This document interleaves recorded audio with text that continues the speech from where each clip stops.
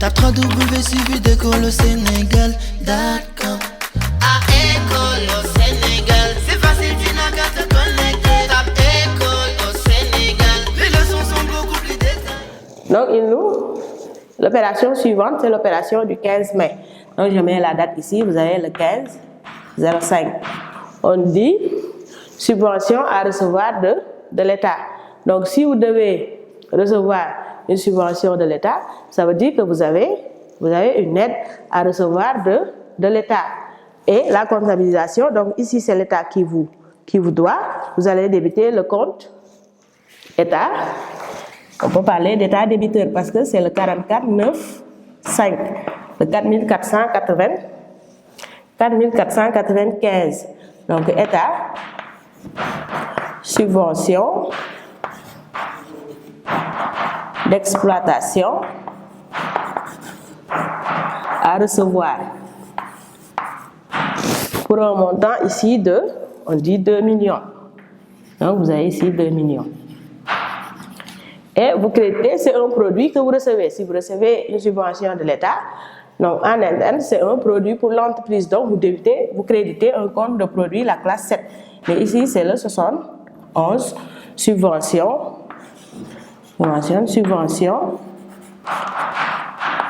d'exploitation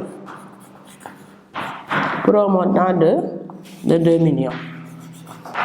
Et en libellé, vous pouvez mettre par exemple subvention d'exploitation à recevoir. Donc subvention d'exploitation, ou bien vous mettez, si vous voulez, notification de subvention. Ça dépend, le libellé il est explicatif, donc chacun le met selon sa compréhension. Subvention d'exploitation à recevoir. Donc nous passons à notre opération suivante. L'opération suivante, c'est le 20 mai. Le 20 mai, on dit avis de crédit de la banque, subvention reçue.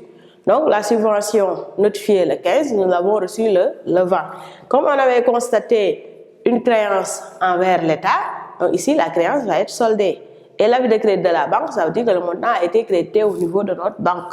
Donc si le montant a été crédité au niveau de notre banque, l'utilisation c'est la banque. Ici le montant a été déposé en banque. Donc nous débitons le 521. La banque pour un montant de 2 millions. Ensuite, nous soldons le compte de créance envers l'État. Le 44,9, ça veut dire que vous avez une créance envers l'État. Ici, vous le remet, vous le soldez. Le solder, ça veut dire que vous l'avez débité. Vous avez débité le 44,95, État subvention d'exploitation à recevoir le 15. Vous venez à la date du 20, vous le créditez. Le compte, il devient nul. Donc, il n'a plus de solde.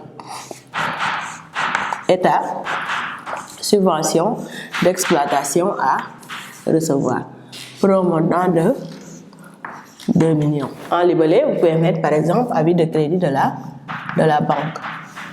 Ensuite, nous avons l'opération notre dernière opération ici, dans cette première partie, c'est l'opération du 22 mai.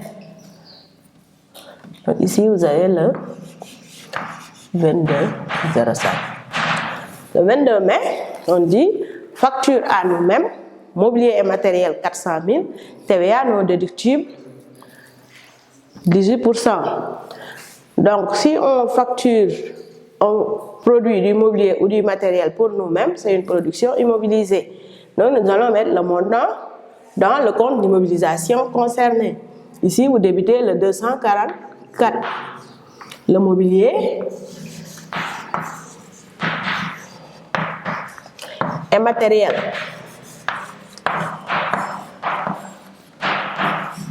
Donc si la TVA est non déductible, dans le cas d'une immobilisation, le coût de l'immobilisation, vous rajoutez la TVA. Donc la TVA fait partie intégrante du coût de l'immobilisation.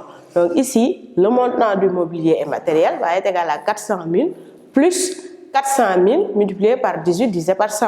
Si vous faites 18% de 400 000, vous avez 72 000. Donc vous faites 400 000 plus 72 000. Le montant du mobilier nous revient à 472 000.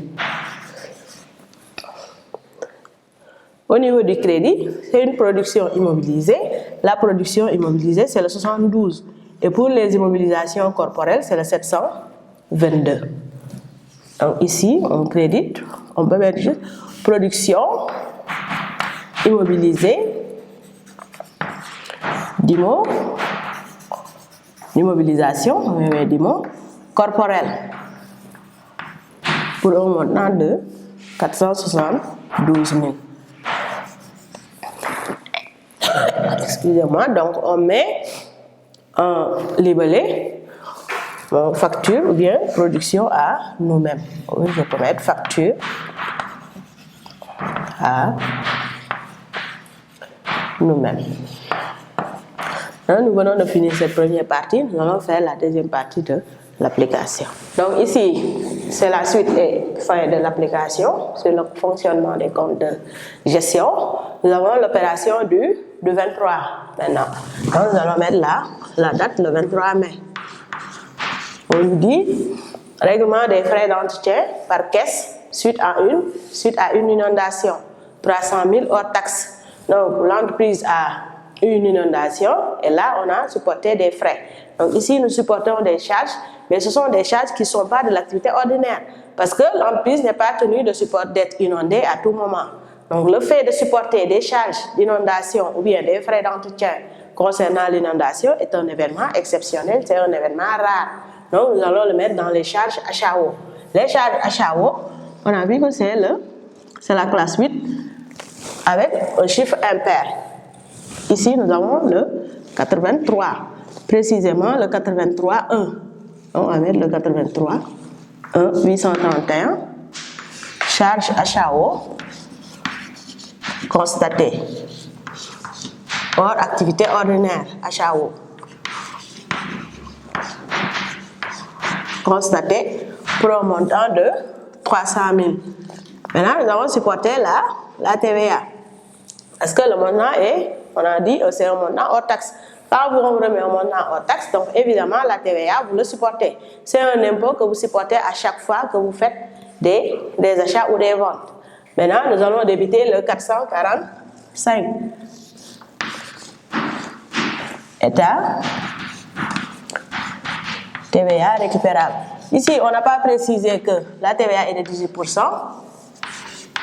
Mais on vous remet un montant hors taxe. Donc, si vous avez un montant hors taxe, évidemment, la TVA, vous le supportez. Dans tous vos achats ou ventes, vous le payez. Donc, vous êtes tenu de le comptabiliser, de le calculer. Donc, ici, on a 300 000 multiplié par 18, divisé par 100. On va voir le montant. Vous avez un montant de 60 000. Donc, ici, nous avons la TVA pour un montant de 60 000. On dit que le règlement a été fait par caisse, donc nous créditons le compte caisse, le 571, la caisse, pour un montant de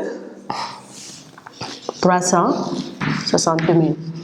Et en libellé, vous pouvez mettre par exemple pièce de caisse numéro, si vous avez la pièce de caisse, ou bien vous mettez frais d'entretien suite à l'inondation.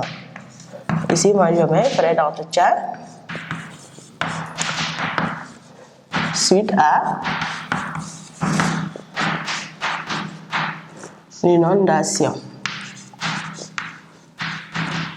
Ensuite, l'opération suivante, c'est à la date du 24. Donc ici, nous mettons la date du 24/05. Le 24 mai, on dit don reçu suite à une incendie, 1 500 000 par chèque. Donc si vous recevez un don, c'est suite ici à une incendie. L'incendie, bien sûr, qui n'est pas une chose régulière. Donc, ça ne rentre pas dans le cadre de vos activités courantes. Donc, c'est un événement exceptionnel. On va ici constater le produit, parce que si vous recevez un don, c'est un produit. On va ici constater le produit de manière exceptionnelle. Le montant a été reçu par chèque. Ici, on considère que c'est un chèque bancaire. Donc, nous débitons notre compte banque. 521, la banque. Pour un montant de 1 500 000. Ensuite, un compte HAO de produits exceptionnels. Nous avons le 84,6. Donc, c'est le 84,6. c'est le 84 5 845 dons et libéralité reçue. Pour un montant de 1 500 000. Et vous pouvez mettre par exemple chaque numéro ou bien don reçu suite à l'incendie. Donc moi je mets don reçu suite à l'incendie. Ensuite, l'opération suivante, c'est l'opération du 25. Le 25 mai, on dit les salaires bruts sont de 6 millions. Retenue IPRES 500 000, IPM 150 000, impôt retenu à la source 350 000. Donc ici, nous allons comptabiliser nos salaires. Les salaires, c'est des charges et les charges, c'est la classe 6. Si c'est les salaires, vous avez le 66 charges de personnel. Donc je mets ici 66 charges de personnel pour un montant de 6 millions. Et le compte qui va être crédité, nous devons des montants à nos employés. Donc les comptes de tiers, c'est la classe 4. Donc vous utilisez la classe 4 concernant ici le personnel. Parce que vous constatez les charges, mais vous n'avez pas encore remis de l'argent. Vous êtes le 25, vous évaluez vos salaires, vous comptabilisez vos opérations. Donc ici, les comptes de tiers concernés, c'est le 42 pour le personnel et précisément le 422. Vous avez personnel, rémunération, due pour un montant total, vous leur devez 6 millions. Et ici, vous pouvez mettre par exemple les salaires du mois de mai. Les salaires du mois de mai.